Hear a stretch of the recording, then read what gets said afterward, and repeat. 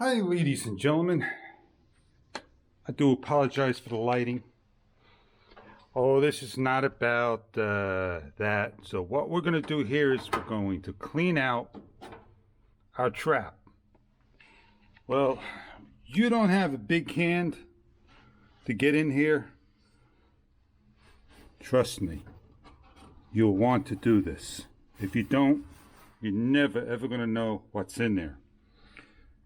That could cause a fire. Do this when it's unplugged.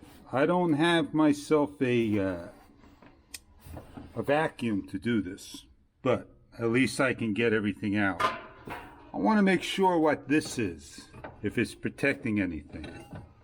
Seems to be a little cover right there. So there I am unplugged. My plug's right here, nice and safe. Down here is where everything goes out. All that's clean. You just never know the next time. I hope this was entertaining enough for you. Clean that trap out.